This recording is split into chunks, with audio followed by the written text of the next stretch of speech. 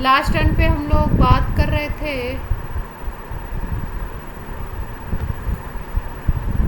Molality की, बात कर ली थी हमने।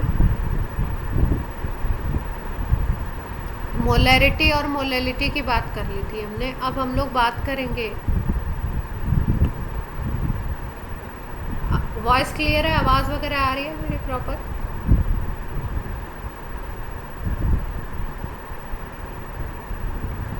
हेलो,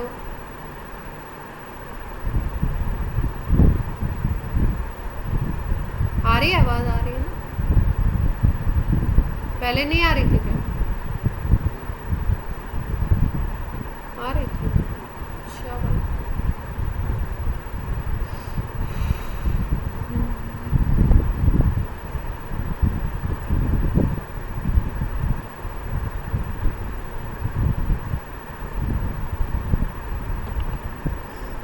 आज हम लोग एक नई यूनिट डिस्कस करते हैं, कंसंट्रेशन। अगर हम बात करें कंसंट्रेशन की, इस यूनिट की, तो हमने अभी तक क्या पढ़ा? अभी तक हमने पढ़ा मोलैरिटी,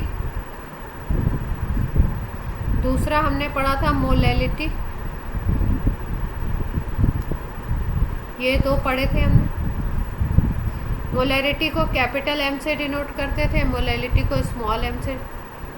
मोलैरिटी की अगर बात करें तो moles of solute dissolve in 1 litre of solvent होता है, सोल्यूशन होता है, तो वॉल्यूम ऑफ सोल्यूशन लेते हैं यहाँ पे नीचे, and that is in litre, ऐसे निकालते हैं।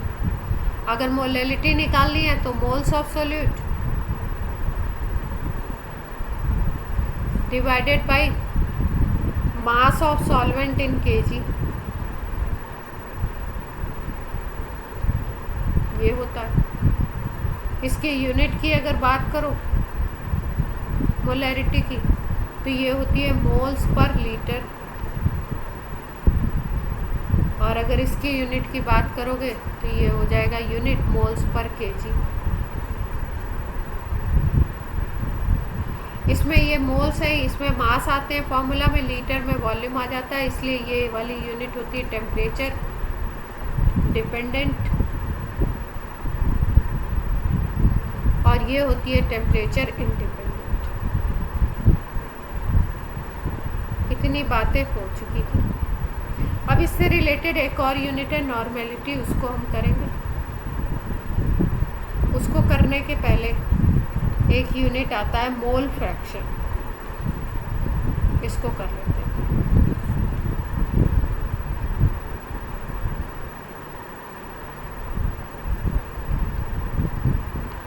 मोल फ्रैक्शन, तो देखो मोल फ्रैक्शन क्या है? फ्रैक्शन पढ़ा होगा आपने बचपन में, अभी भी मालूम है फ्रैक्शन क्या होता है? जल्दी से बताओ। हाँ, किसी भी नंबर को अगर इस फॉर्म में आप लिख देते हो, एक्स बाई वाई की फॉर्म में लिख दो, तो वो क्या हो जाता है? आपका फ्रैक्शन हो जाता है।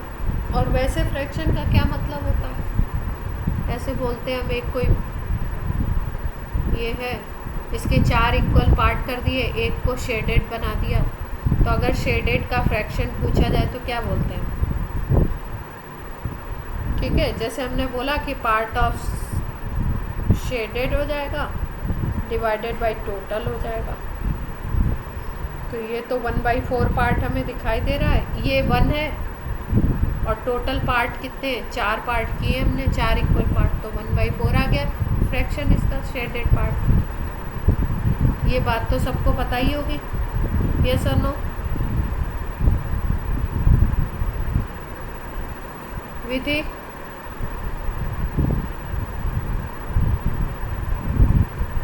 हाँ ये तो पता ही होगा, है ना? अब यहाँ पे बात की जा रही है मोल फ्रैक्शन की, तो मोल फ्रैक्शन भी ऐसे ही होगा भाई, टोटल, और जिसका आपको मोल फ्रैक्शन निकालना है उसके मोल्स ले लो।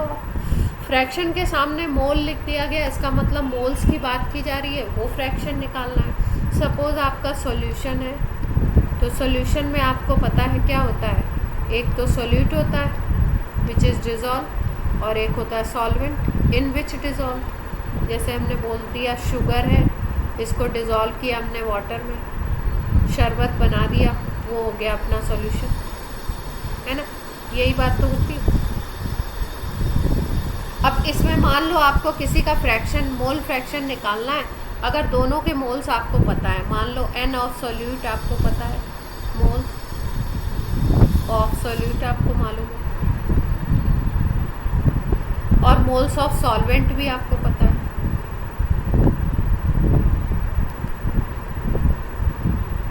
तो किसी का भी अगर फ्रैक्शन निकालना हो, मोल फ्रैक्शन, तो निकाल सकते हैं। कैसे निकालेंगे? मोल फ्रैक्शन को ऐसे x से डिनोट करते हैं। अगर ये आपको सॉल्यूट का निकालना है, मोल फ्रैक्शन ऑफ सॉल्यूट, तो क्या करेंगे? Moles of solute divided by moles of solvent, यही तो करेंगे, प्लस मोल्स ऑफ सॉल्यूट। क्योंकि आपको नीचे कौन सा लेना होता है डिनोमिनेटर में? पूरे मोल्स लेने होते हैं। तो इस सोल्यूशन में एक तो सॉल्वेंट है, एक सॉल्यूट है। सॉल्यूट का मोल फ्रैक्शन निकालना है तो सॉल्यूट के moles divided by total moles, यही करेंगे। यस और नो?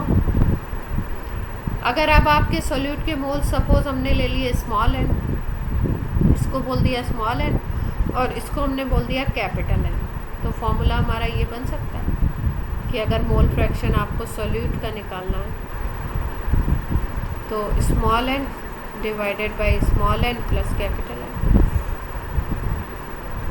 और अगर यही सॉल्वेंट का निकालना है आपको मोल फ्रैक्शन,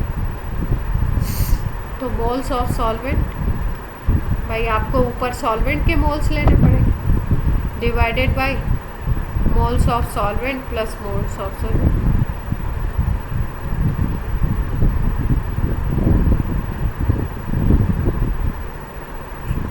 तो ये क्या हो गया? मोल्स ऑफ सॉल्वेंट होते हैं कैपिटल एन, माना है हमने इसको, और ये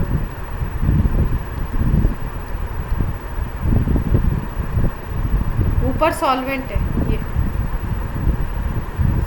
जिसका आपको मोल फ्रैक्शन निकालना है उसको आपको ऊपर रखना है न्यूमरेटर में, और इसमें और नीचे आपको क्या रखना है? Total moles. जैसे फ्रैक्शन निकालते वक्त भी तो हम यही करते थे, ये 4 पार्ट हैं, शेडेड का फ्रैक्शन निकालना है तो shaded divided by total. Shaded part आपका इस 4 में से एक है, और टोटल पार्ट कितने हैं? 4 है ना, तो 1/4। ऐसे ही अनशेडेड बोल देते तो ऐसे निकालते हैं, अनशेडेड 1 2 3 है तो 3/4 हो जाता। ऐसे ही सॉल्यूशन में सॉल्यूट और सॉल्वेंट दो चीज़ें हैं, तो अगर सॉल्यूट का मोल फ्रैक्शन निकालना है तो moles of solute divided by total moles, और अगर सॉल्वेंट का निकालना है तो moles of solvent divided by total moles. Clear है? अब अगर हम ये कोई मिक्सचर ले लें, सपोज मान लो कि आपके इसमें 5 चीज़ें हैं, A B C D E, 5 चीज़ें एक मिक्सचर बनाया गया 5 थिंग्स से, 5 सब्सटेंसेस से, और A के मोल्स दिए हुए Na, B के दिए हुए Nb, C के दिए हुए Nc, D के दिए हुए Nd, और E के दिए हुए Ne। सबके मोल्स गिवन है, तो अगर किसी का मोल फ्रैक्शन निकालना है तो निकाल सकते हैं। मान लो A का निकालना, X से निकालना, तो A के moles divided by total moles. Clear है बात सबको? मान लो आपको E का निकालना है सपोज, तो E के moles divided by total moles. सबके मोल्स को ऐड करो, तो आपको क्या पता चला लग रहा है कि ये मोल फ्रैक्शन होता क्या है? जिस फ्रैक्शन का, जिस पार्ट का आपको मोल फ्रैक्शन निकालना है उसके मोल्स और डिवाइडेड बाय टोटल मोल्स, मतलब ये एक रेशियो है। अगर आप देखो तो ratio of moles of component and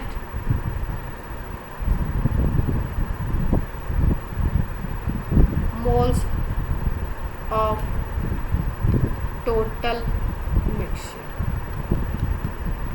in दोनों का रेशियो, यही तो बात है मोल फ्रैक्शन। और अगर कोई मिक्सचर है उसमें सबके मोल फ्रैक्शन आप निकाल लीजिए। जैसे मान लो हमने ए का निकाल लिया, बी का निकाल लिया, सी का भी निकाल लिया, डी का भी निकाल लिया, ई का भी निकाल लिया, तो ये क्या होता है, सबके अगर मोल फ्रैक्शन आ गए तो आपको उसको क्या करना पड़ेगा, ऐड करना पड़ेगा।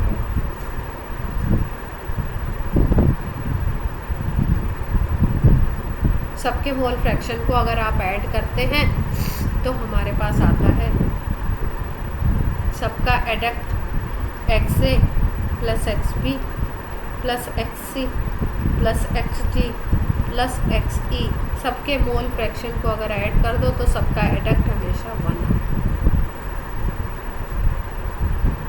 ठीक है, जैसे यहाँ पे फर्स्ट वाले में सॉल्यूशन लिया था तो सॉल्यूशन में सॉल्यूट था और सॉल्वेंट था, दोनों के अगर मोल फ्रैक्शन को ऐड कर दो तो ये एडक्ट हमेशा जब कैलकुलेट करोगे तो 1 है। मतलब अगर एक का मोल फ्रैक्शन पता है तो दूसरे का आराम से निकाल सकते हैं। क्लियर है बात? न्यूमेरिकल करें इस पर।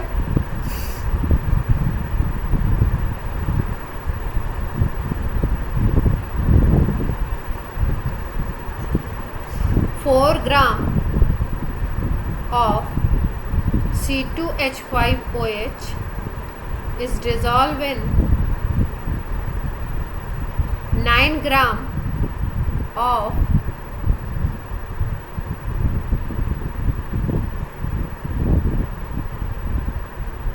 water.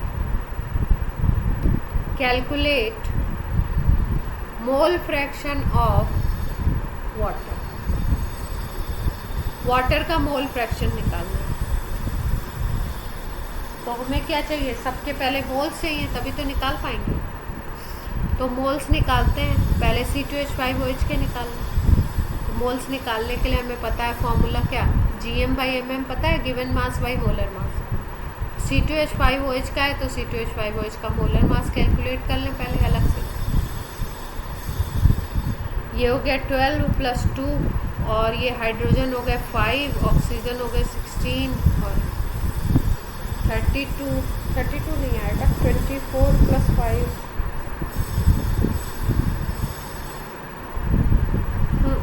46।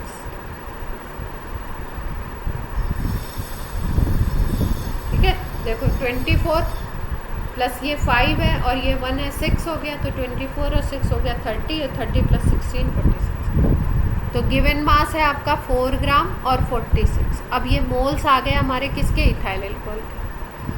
अब दूसरा निकाल लो वाटर के मोल्स, तो इसके लिए Gm/mm कर दो। तो वाटर के मोल्स अगर निकालें तो वाटर का गिवन मास 9 ग्राम है, divided by molar mass water का आपका आता है 18, हाइड्रोजन का 2 हो गया और ऑक्सीजन का 16, तो 18। ये आ गया 1/2। अब दोनों के मोल्स पता लग गए, वाटर का निकालना मोल फ्रैक्शन तो निकाल लेंगे, मोल फ्रैक्शन ऑफ वाटर निकालना है तो moles of water divided by total moles. Moles of water हैं आपके 1/2, ये और टोटल मोल्स में वाटर के मोल्स और आपके इसको ऐड कर देते हैं इथाइल अल्कोहल, सॉल्व कर लेंगे आंसर। क्लियर है बात सबको? कोमल क्लियर हुई? कौन कौन क्लास में आ गए, कौन कौन प्रेजेंट है? कोमल प्रेजेंट है, विधि प्रेजेंट है और चिरायु है, सारांश भी है। हाँ,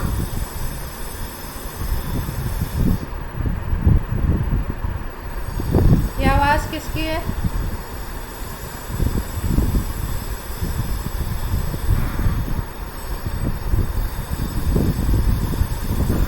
अच्छा,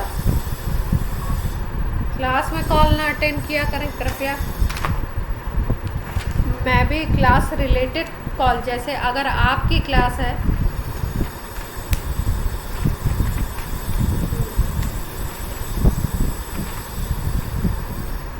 आपका नेटवर्क जा रहा है, आप अपना माइक ऑफ करें, आपका नेटवर्क आवाज़ कट रही है, ठीक है। आइंदा ध्यान रखिएगा, कॉल अटेंड नहीं करना है, कोशिश करिए ऐसे, जब तक कोई इमरजेंसी नहीं, बाकी कोई दिक्कत नहीं है, ठीक है। चलिए हम लोग इस पर एक क्वेश्चन करते हैं अच्छा सा। और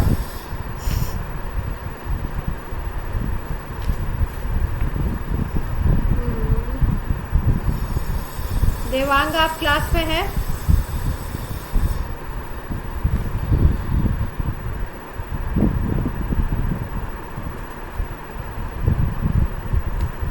आप क्लास में बोलते नहीं हैं बिल्कुल देवांग,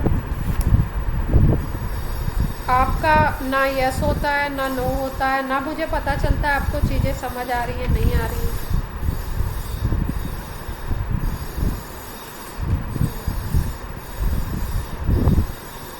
क्योंकि क्लासेस, ये जो क्लासेस हैं ना आपकी जेई की हो या किसी भी क्लास की कोई क्लास हो, देखो ऑनलाइन क्लासेस जो चल रही हैं आपको भी पता है कि बहुत सारे टीचर्स पढ़ा रहे हैं, है ना। और बहुत कुछ ऑनलाइन मटेरियल मतलब यूट्यूब और इधर उधर सब अवेलेबल है, सबको पता है ये, है ना।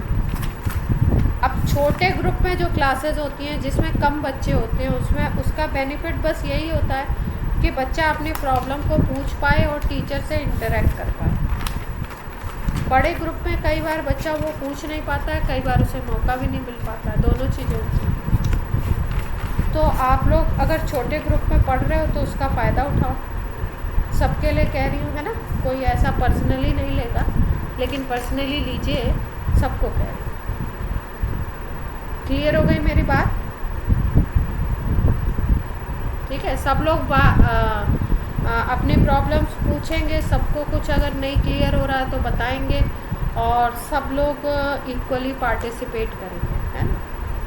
तभी तो पता लगता है। मैं मान लो 2 लोग बोल रहे हैं, 4 लोग नहीं बोल रहे हैं, तो मुझे ऐसा लगता है 2 को ही पढ़ा रही हूँ, बाकी को पढ़ा रही हूँ। समझ रहे हैं आप? हाँ, इम्प्रूवमेंट तो सबका ही होना चाहिए ना, सब बेटरमेंट के लिए सब काम किया जा रहा है। बच्चे को सब्जेक्ट आ जाए, बच्चे का इम्प्रूवमेंट, तो उसके लिए बात हो रही है। चलिए हमने पढ़ा, अभी तो मेरे को इसका मोल फ्रैक्शन का कोई क्वेश्चन नहीं दिख रहा है, तो हम लोग अपना मेजर टॉपिक स्टार्ट कर देते हैं, जो बड़ा ही अच्छा वो है और इम्पॉर्टेंट है। अब हम बात कर रहे हैं नॉर्मेलिटी, ठीक है। जैसे हमने बात करी थी, मोल्स की बात की थी ना, कि किसी के भी मोल्स निकालने हैं तो given mass by molar mass कर दो, ऐसे निकाल लेते थे हम, है ना। वैसे ही एक टर्म होता है मोल्स की तरह, ग्राम इक्विवेलेंट, ग्राम इक्विवेलेंट, या इसी को बोलते हैं ग्राम EQ शॉर्ट में। जैसे मोल्स होता है वैसे ही ग्राम EQ निकालते हैं। ग्राम EQ कैसे निकालते हैं? देखो, गिवन मास, उस सब्सटेंस का मास जो गिवन है, डिवाइडेड बाय, यहाँ पे मोलर मास करते थे, यहाँ पे हम लोग करते हैं equivalent mass.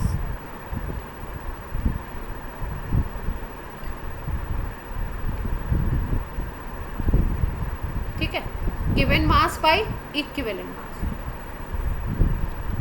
GM by EM। अभी EM निकालना आपको मैं अलग से सिखा दूंगी। पहले अगर आपको क्वेश्चन में EM गिवन है तो हम लोग कैसे इस क्वेश्चन को करेंगे, क्या नॉर्मेलिटी है, पहले उसकी बात करें, ठीक। तो मोलैरिटी को हम बोलते थे moles of solute dissolve in 1 litre of solution, यहाँ पे हम बोलते हैं gram equivalent of solute dissolve in 1 litre of solution. मतलब बात पूरी वही है, मोल्स की जगह क्या आ गया, इक्विवेलेंट।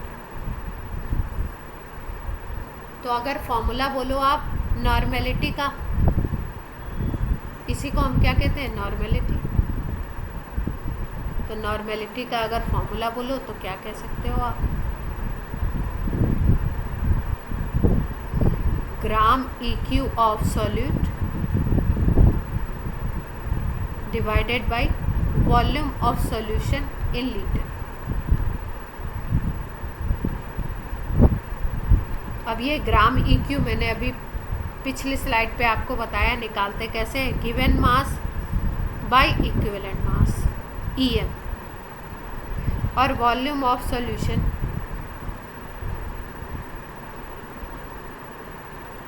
लीटर में आपको पता होना चाहिए। तो क्या निकाल सकते हैं हम, नॉर्मेलिटी निकाल सकते हैं।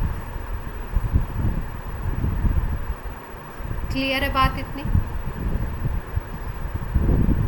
नॉर्मेलिटी क्या होती है, gram equivalent of solute dissolve in 1 litre of solution. अगर हम लोग बात करें इसकी यूनिट की, तो यूनिट क्या कह सकते हैं, वहाँ पे मोल्स पर लीटर बोलते थे, यहाँ पे यूनिट क्या हो जाएगी, ऊपर में ग्राम इक्विवेलेंट आ रहा है तो ऐसे बोलते हैं ग्राम EQ, ग्राम EQ पर लीटर, ग्राम इक्विवेलेंट पर लीटर। क्लियर है बात। अब अगर हम लोग बोले टेम्परेचर डिपेंडेंट है या टेम्परेचर इंडिपेंडेंट है, तो बोलेंगे भाई क्योंकि वॉल्यूम आ गया इसमें, इसके फॉर्मूला में, तो ये टेम्परेचर डिपेंडेंट हो, डिपेंड करेगा टेम्परेचर के ऊपर, इसकी वैल्यू टेम्परेचर बढ़ाने या घटाने पे चेंज। ठीक है भाई।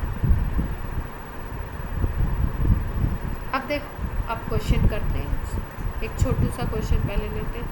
4 ग्राम ले लिया हमने NaOH को, इसको डिज़ोल्व कर दिया 400 ml ऑफ सॉल्यूशन। आपको निकालना है नॉर्मेलिटी।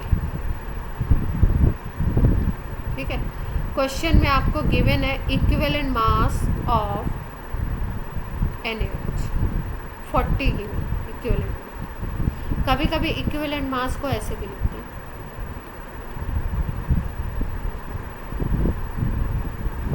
किसी क्वेश्चन में अगर ऐसे लिखा हो, EM तो लिखते ही लिखते हैं, अगर कहीं लिखा हो EWT, तो EWT का मतलब होता है इक्विवेलेंट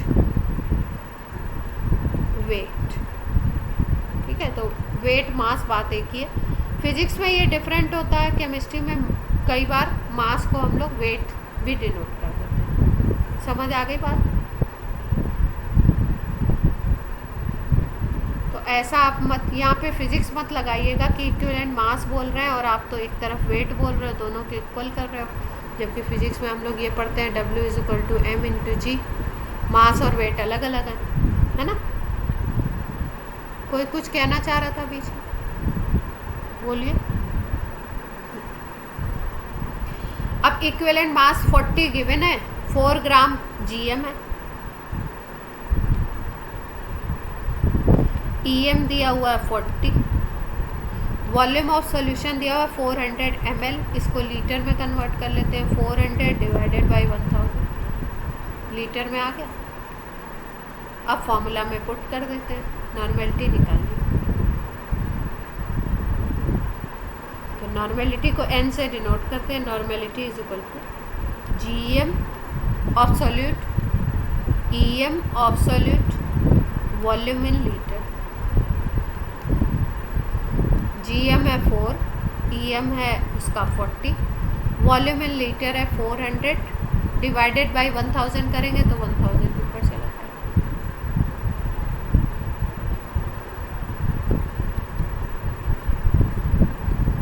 वन बाई 4 आ गया।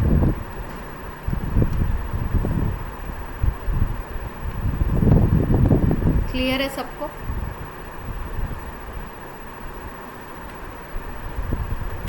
ठीक है, ये तो सिंपलेस्ट क्वेश्चन था।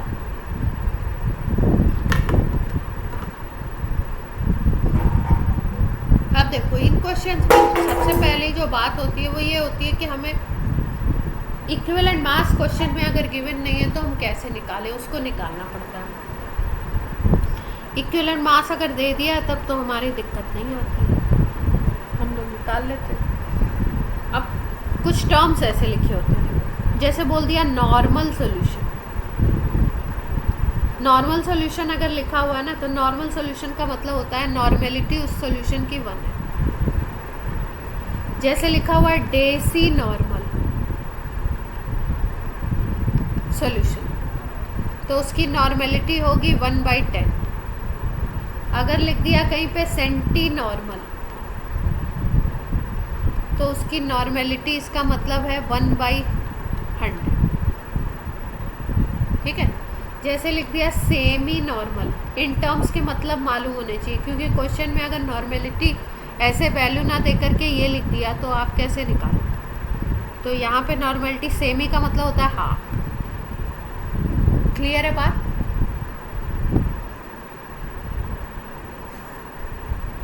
ऐसे ही मोलरिटी के लिए भी लिखते हैं सेम टू सेम। जैसे लिख दिया मोलर सॉल्यूशन, मतलब molarity is equal to 1। Deci molar, molarity is equal to 1/10। Centi molar, molarity is equal to 1/100। Semi molar, molarity is equal to 1/2। Clear है ये बात।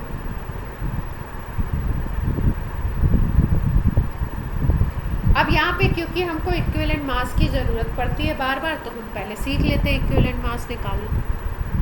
इक्विवेलेंट मास देखो कैसे निकालना। अगर कोई एलिमेंट का केस है, अलग अलग केस क्वेश्चंस के लिए अलग अलग तरीके से। कोई एसिड का केस है तो अलग तरीका है, कोई बेस का केस है तो अलग तरीका है, किसी सॉल्ट की बात है तो अलग बात है, कोई ऑक्सीडाइजिंग एजेंट है तो अलग तरीके से निकलेगा, कोई रिड्यूसिंग एजेंट है तो अलग तरीके से।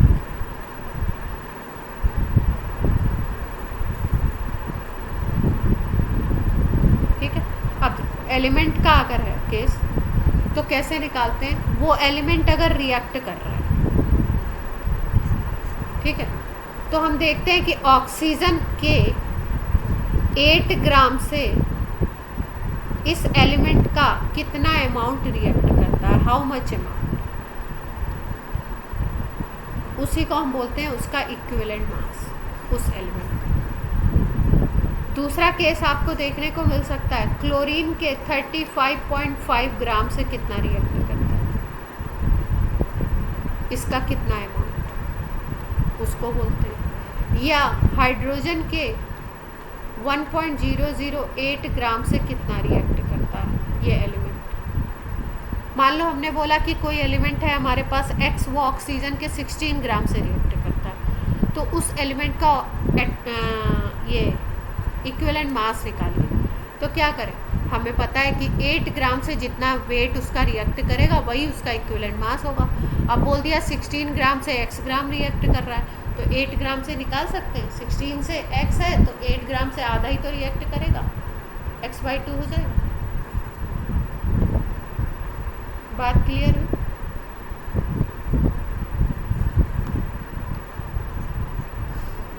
बोल दिया 16 ग्राम ऑफ एलिमेंट कोई है X रिएक्ट विद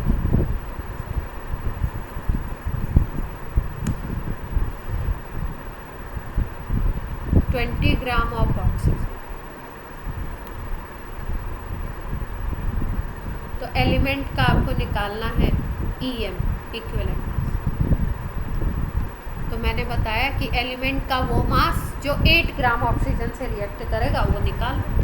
तो यहाँ पे यूनिटरी मेथड लगा देंगे भाई। 20 ग्राम ऑक्सीजन रिएक्ट करता है 16 ग्राम X से, तो 8 ग्राम कितने से रिएक्ट करेगा, क्योंकि जो 8 ग्राम से रिएक्ट करेगा वही वेट होगा इक्विवेलेंट मास। 8 ग्राम से कितना रिएक्ट करेगा वो निकाल लेंगे, 16/20 × 8 आंसर आ जाएगा।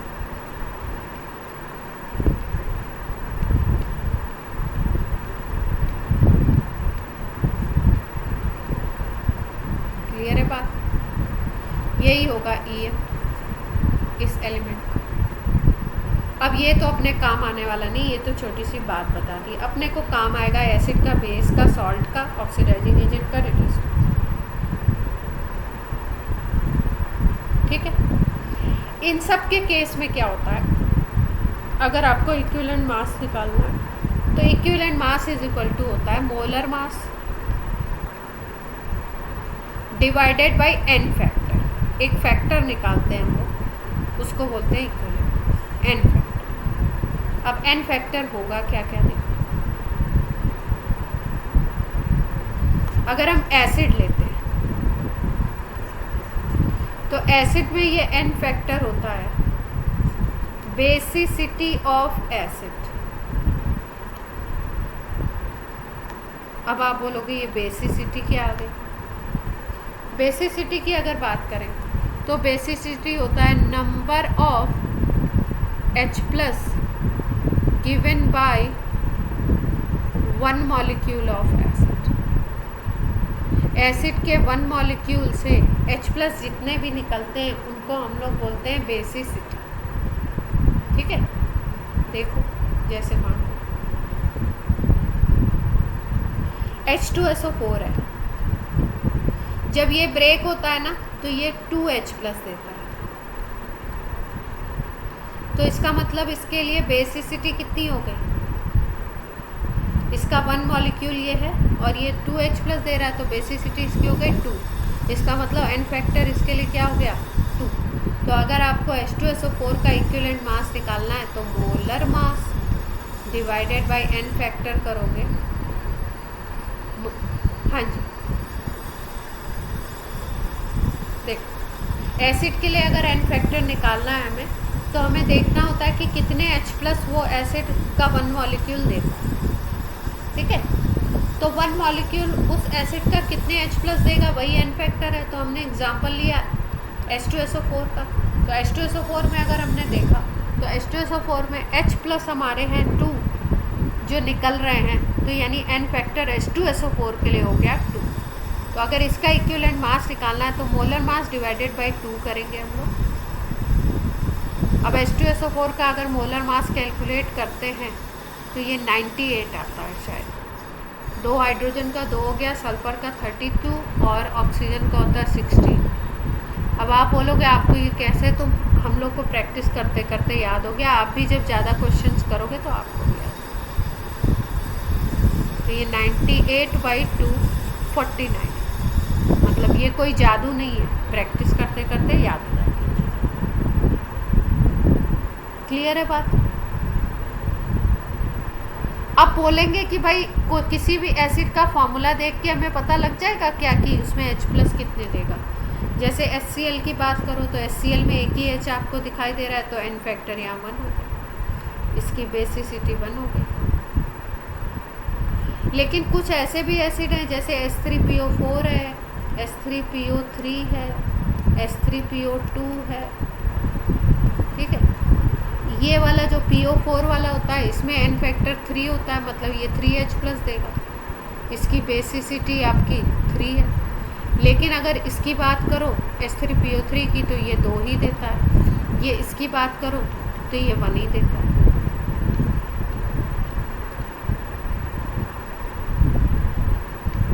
ठीक है, तो ये 2 देता है, ये 1 देता है। ये क्यों 2 देगा 1 देगा इसकी बात हम लोग कर लेते हैं थोड़ी सी, बाकी बात इसकी हम केमिकल बॉन्डिंग में करने वाले हैं। देखो जितने OH बॉन्ड होंगे स्ट्रक्चर में, number of OH bond in one molecule of acid,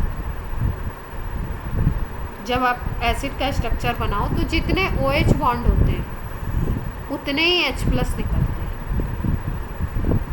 ये जो स्ट्रक्चर है ना, इनका स्ट्रक्चर और इनके स्ट्रक्चर में, इसमें केवल H तो आपको 3 दिखाई दे रहे हैं फॉर्मूला में, लेकिन 2 ही OH बनते हैं, इसलिए 2 ही निकल पाते हैं। इसमें H3PO3 PO2 को अगर देखो तो 3 H प्लस दिखाई दे रहे हैं कि 3 निकलेंगे, लेकिन बेसिकली निकलते 1 है, क्योंकि जो बॉन्डिंग हम देखते हैं जब इसमें, तो बॉन्डिंग में OH बॉन्ड जो बनता है वो एक ही बनता है। बाकी बॉन्डिंग कैसे होती है उसको हम बॉन्डिंग वाले चैप्टर में सीखेंगे। अभी के लिए हमको क्या करना है, ये लर्न करके रखना है। कि H2SO4 के लिए n फैक्टर 2 है, HCl के लिए 1 है, H3PO2 के लिए 1 है, H3PO3 के लिए 2 है, H3PO4 के लिए 3, HNO3 के लिए 1 है, H2CO3 एसिड होता है कार्बोनिक एसिड, इसके लिए 1 है, इसके लिए 2 है। हाँ, क्लियर है? तो ये तो एसिड के लिए एसिड की नॉर्मेलिटी निकालनी है, तो पहले इक्विवेलेंट मास निकालो, पहले देखो n फैक्टर क्या है, फिर इक्विवेलेंट मास निकालो, फिर उसके बाद जो गिवन मास है उसमें इक्विवेलेंट मास से डिवाइड करो, वॉल्यूम इन लीटर नीचे लगाओ और फिर सॉल्व करो, तब जाके आपका क्या आएगा, नंबर। अब बेस के लिए अगर बात करें हम, तो बेस के लिए क्या बात होगी, बेस के लिए भी n फैक्टर आता है, लेकिन बेस के लिए जो n फैक्टर होता है ना, वो होता है number of OH ion given by 1 molecule. तो इसमें ज़्यादातर केसेस में यही होता है कि जितने OH आपको फॉर्मूला में दिखाई दे रहे हैं वही हो जाते हैं n फैक्टर।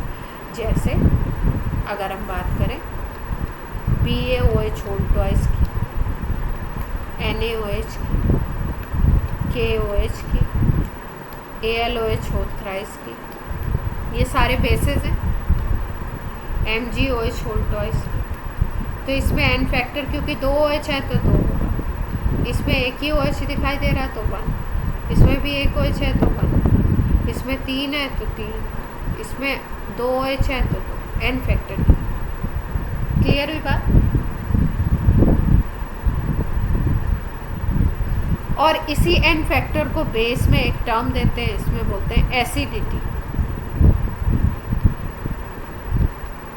वहाँ पे एसिड की बेसिसिटी थी, यहाँ पे एसिड बेस की एसिडिटी, उल्टा टर्म यूज़ किया गया। बेस की एसिडिटी होती है और एसिड की बेसिसिटी।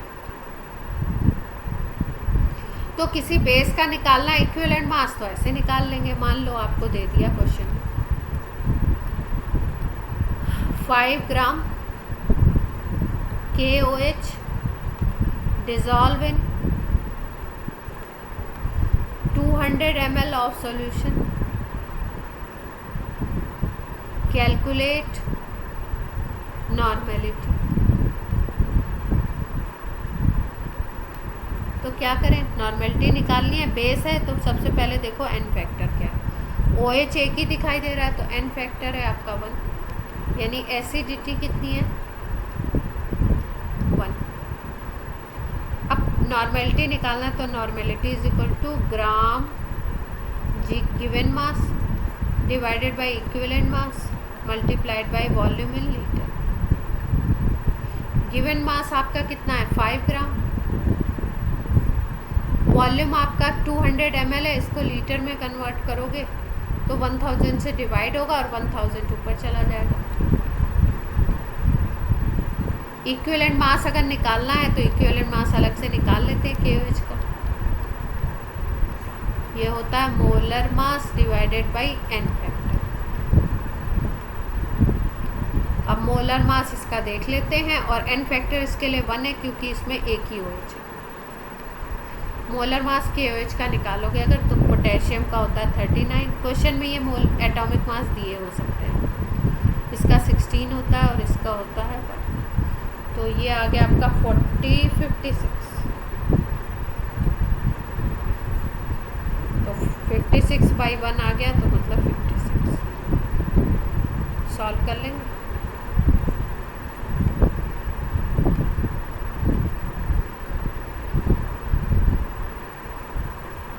यूनिट हो जाएगी ग्राम EQ बाई लीटर। क्लियर है बात? हाँ, जो भी आ जाए पहले। क्लियर हो गई? बेस के लिए कैसे निकाले इक्विवेलेंट मास, एसिड के लिए कैसे निकाले। अब बात कर लेते हैं हम लोग, बेस और एसिड की तो बात हो गई, अगर कोई सॉल्ट है तो उसकी कैसे निकाले।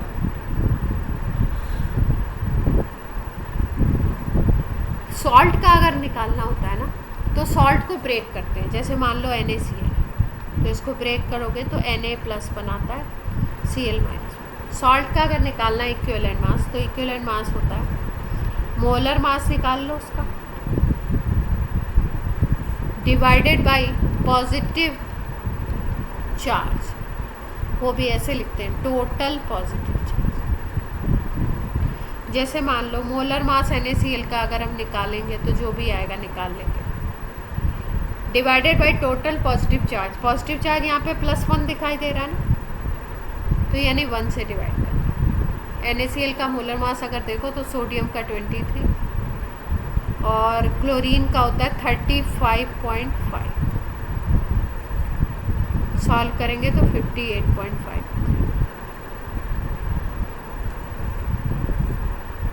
क्लियर है सॉल्ट के लिए कैसे निकालेंगे?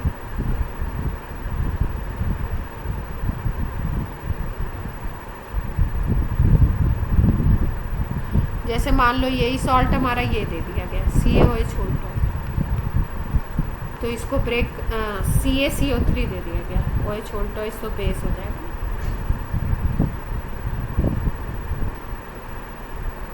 अगर हमारे पास कैल्शियम कार्बोनेट है तो पहले ब्रेक करके देखो, पॉजिटिव चार्ज कितना दिख रहा है आपको? +2 दिखाई दे रहा है। और इक्विवेलेंट मास निकालना है तो क्या करें? Molar mass divided bye positive charge, तो पॉजिटिव चार्ज 2 है, इसका मोलर मास कैलकुलेट करते हैं। कैल्शियम का होता है 40, कार्बन का होता है 12, ऑक्सीजन का होता है 6। नहीं नहीं नहीं नहीं, ऑक्सीजन का 16 होता है, तो ये आ जाएगा अपना 100/50।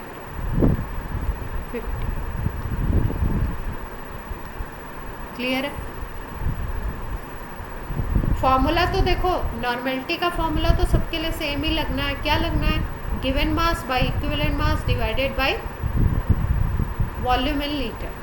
लेकिन जो इक्विवेलेंट मास है वो बेस के लिए अलग तरीके से, एसिड के लिए अलग तरीके से, सॉल्ट के लिए अलग तरीके से निकलता है, और ऑक्सीडाइजिंग एजेंट और रिड्यूसिंग एजेंट के लिए अलग तरीके से निकलता है। अगर ऑक्सीडाइजिंग एजेंट और रिड्यूसिंग एजेंट लेते हैं हम, तो उसके लिए इक्विवेलेंट मास निकालने के लिए अलग हो।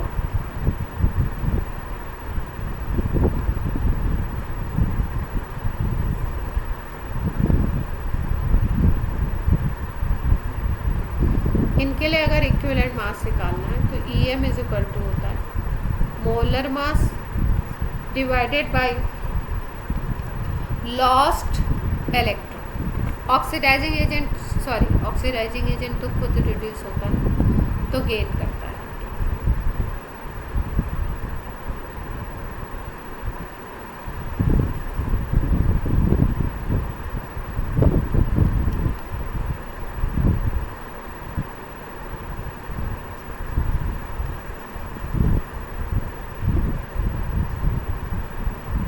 नंबर ऑफ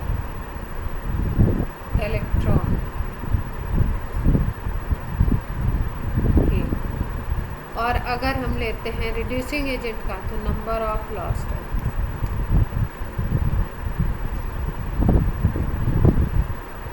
क्लियर है बात? एक ऑक्सीडाइजिंग एजेंट और रिड्यूसिंग एजेंट का एग्जांपल करते हैं, उसके बाद क्लास को ऑफ करते हैं। पहले कर लेते हैं अच्छा सा ऑक्सीडाइजिंग रिड्यूसिंग।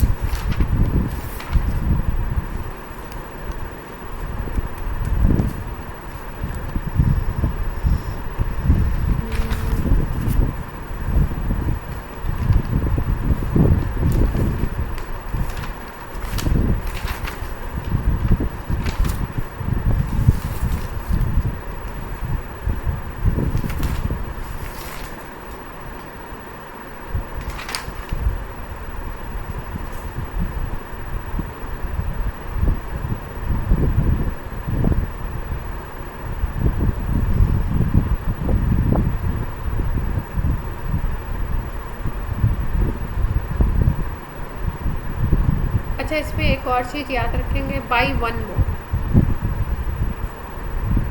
1 मोल कितना लॉस कर रहा है या गेन कर रहा है उसको।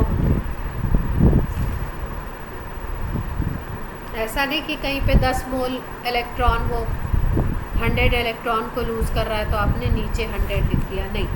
एक मोल से कितने लॉस्ट हो रहे हैं या गेन हो रहे हैं उनको लेते हैं।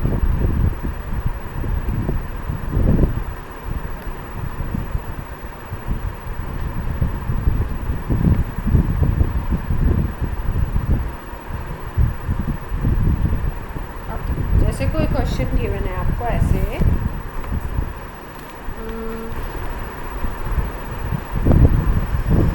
किसी रिएक्शन में MnO4 माइनस कन्वर्ट होता है MnO2, ठीक है, और ये 3 इलेक्ट्रॉन का गेन करता है, ये दिया हुआ है। तो अगर ये इलेक्ट्रॉन का गेन कर रहा है तो इसका क्या हो रहा है, रिडक्शन हो रहा है इसका खुद का, और अगर रिडक्शन हो रहा है तो मतलब ये ऑक्सीडाइजिंग एजेंट है। तो अगर इसके लिए इक्विवेलेंट मास निकालना है तो कैसे निकाल सकते हैं, equivalent mass is equal to molar mass divided by gain electron by 1 mole. यहाँ पे दिया हुआ है इसके 1 है और इसके भी, तो 1 ने कितने का गेन किया, 3 का गेन किया ना, तो इसका मतलब उस कंपाउंड का मोलर मास डिवाइडेड बाय ये होगा। क्लियर है बात?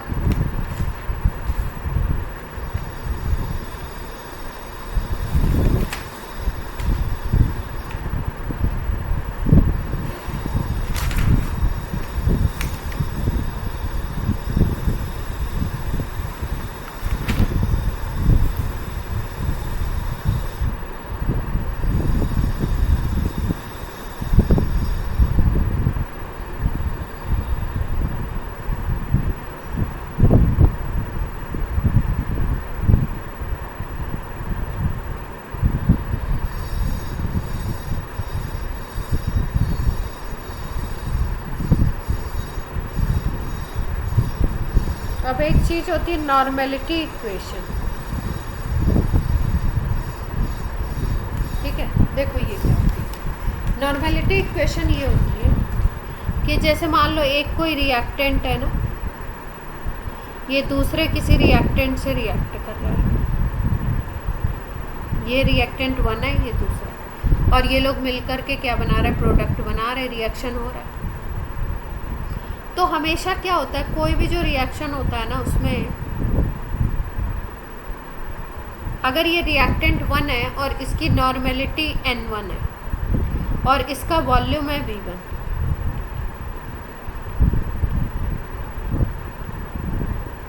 और ये रिएक्टेंट 2 है, इसकी नॉर्मेलिटी क्वेश्चन में N2 दी हुई है और वॉल्यूम इसका है V2। तो हमेशा अगर कोई रिएक्शन हो रहा है, एक रिएक्टेंट दूसरे रिएक्टेंट से रिएक्ट कर रहा है और प्रोडक्ट बना रहा है, तो उस रिएक्शन में हमेशा N1 multiplied by V1 is equal to N2 V2 होता है। इसको बोलते हैं नॉर्मेलिटी इक्वेशन।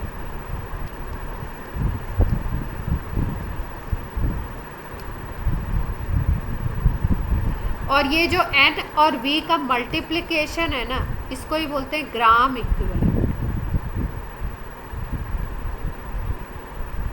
जो हम लोग ऐसे निकाल रहे थे ना, ऐसे निकाला था हमने, कैसे ग्राम EQ कैसे निकाला था, गिवन मास बाय इक्विवेलेंट मास करके निकाला था, ऐसे निकाला था किसी का।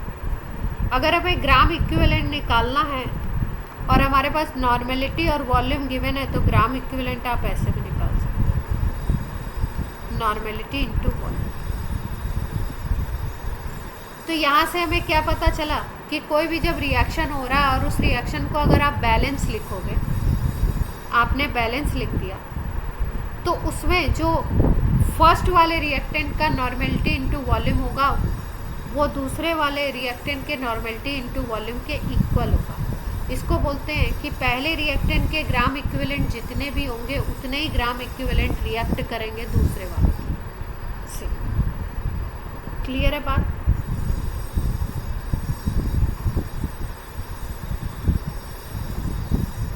यस और नो?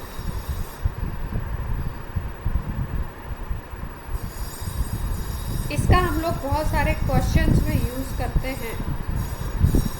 कैसे यूज़ करते हैं उसको एक क्वेश्चन बता दूँ तब आपके पास।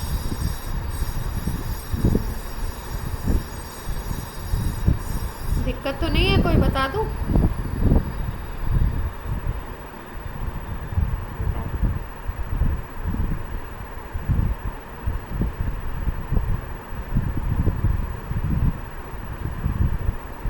जो बात बताई गई उसका साथ साथ में क्वेश्चन कर लेते हैं तो थोड़ा सा। देखो एक क्वेश्चन दिया,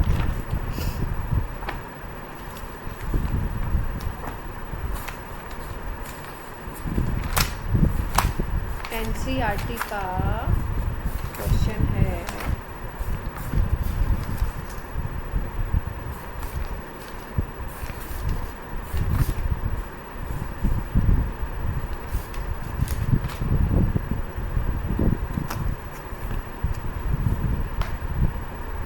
क्वेश्चन है आपका, क्वेश्चन नंबर मुझे पता नहीं कौन सा है, जो भी है लास्ट में कोई है। Calcium chloride, calcium carbonate react करता है HCl से, बनाता है कैल्शियम क्लोराइड, CO2 गैस और वाटर। ये एक्वस होता है, मतलब वाटर में सॉल्यूशन है।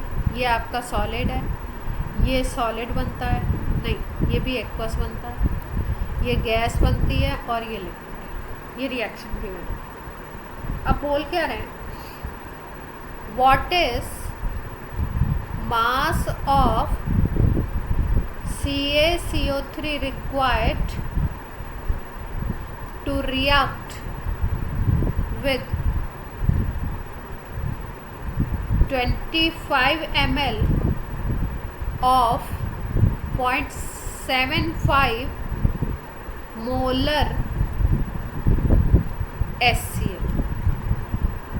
क्या बोला इन्होंने कि HCl के 25 ml है और 0.75 मोलर है, मतलब मोलरिटी गिवन है और ml गिवन है, ठीक। और आपको बोल रहे हैं कि CaCO3 का कितना मास इससे रिएक्ट करेगा। तो हमें ध्यान क्या रखना है, दो चीज़ों का ध्यान रखना है। एक पहली बात कि जो नॉर्मेलिटी इनटू वॉल्यूम होगा वो CaCO3 का और HCl का नॉर्मेलिटी इनटू वॉल्यूम इक्वल आएगा।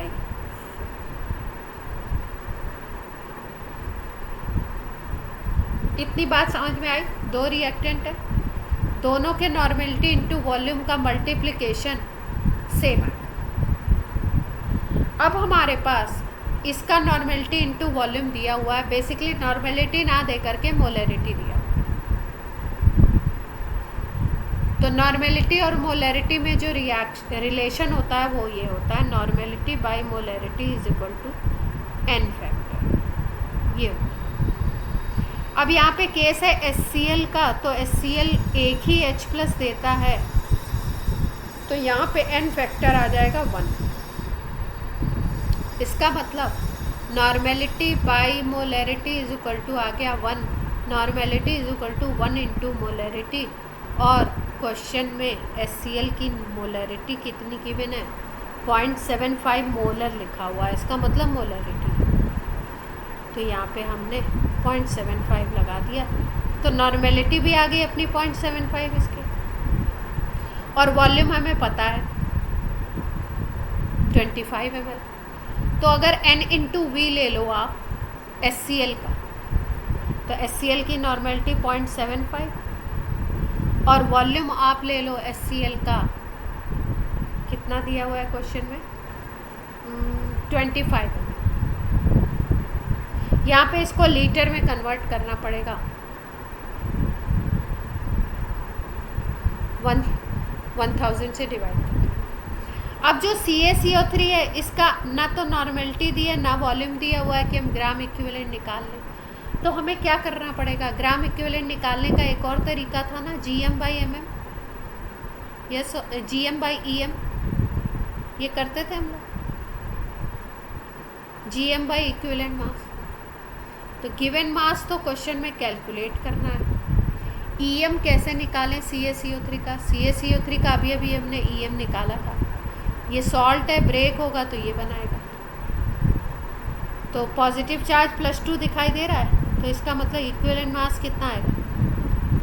मोलर मास अभी अभी आया था बाई 2, मोलर मास कैलकुलेट किया तो 100, तो यहाँ पे EM आ गया 50, तो EM लगा देते हैं 50, इक्वल कर दिया इसके। अब गिवन मास निकालना है CaCO3 का, तो GM = ये आ जाएगा।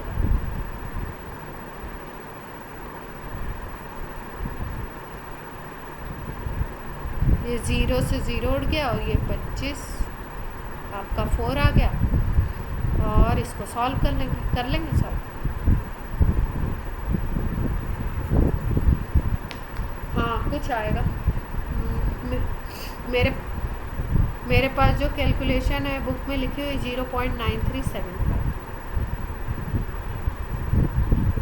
देख पा रहे हैं?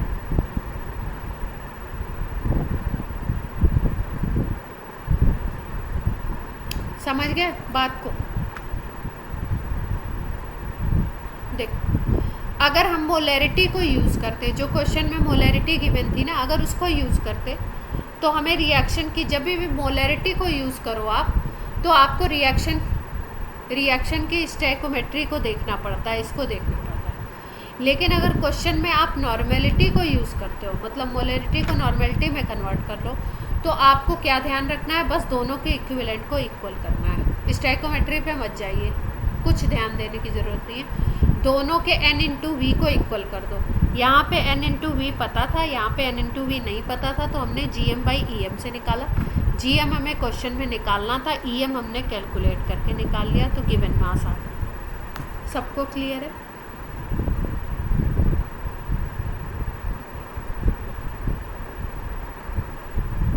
प्रोसेस समझ आ गई ना? तो नॉर्मेलिटी के ऐसे क्वेश्चन हो सकते हैं, और भी हार्ड आते हैं तो और भी बताएंगे और भी करेंगे। आज की क्लास ऑफ करते हैं। चलिए बच्चों।